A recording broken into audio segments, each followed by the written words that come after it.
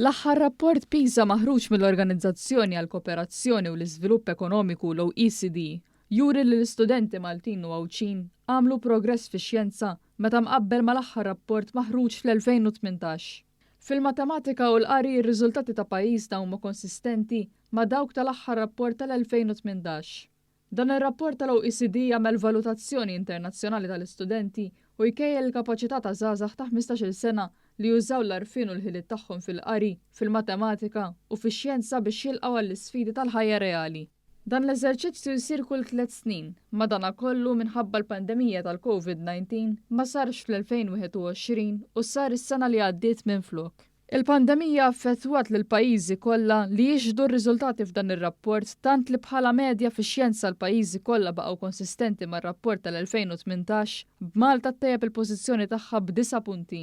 Ir-rapport juri li f'Malta madwar 13% tal-istudenti li ġejjin minn sfond soċjoekonomiku żvantaġġat ikklassifikaw fl-ogħla kwart tal-prestazzjoni fil-matematika. Ir-rapport jgħid li dawn l-istudenti jistgħu jitqiesu bħala akademikament reżiljenti għax minkejja l-iżvantaġġ soċjoekonomiku kisbu eċċellenza edukattiva meta mqabbel ma' studenti oħrajn f'Malta stess. Il-perċentwal ta' 13% wkoll aħjar mill-medja ta' 10% tal-pajjiżi l-aktar ekonomikament b'saħħithom fid-dinja fi ħdan l-OECD. Fost statistika oħra r-rapport tal-Organizzazzjoni Globali juri li 91% tal-istudenti jħossuhom siguri fil-klassi tagħhom, 76% tal-istudenti jinsabu kuntenti fl-andament tal-ħajja tagħhom, filwaqt li ġie nnotat ukoll tnaqqis fir-rata tal-istudenti li jirrapportaw każi ta' buljar.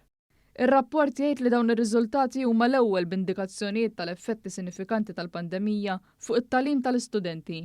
Brabta ma' dan il-Ministeru għall-Edukazzjoni qal fi stqarrija kif il-Gvern qed jilqa' dan l-impatt billi mexxa l quddiem diversi strateġiji u inizjattivi ħalli jindirizza b'mod konkret dawn l-effetti. Fost dawn fl-aħħar xhur il-Ministeru ppubblika u beda jimplementa l-istrateġija msejħa Early Leaving from Education and Training b'enfasi fil-bidla fl-approċċ minn kumpens għal prevenzjoni b'ħidma ffokata fuq is-snin bikrin.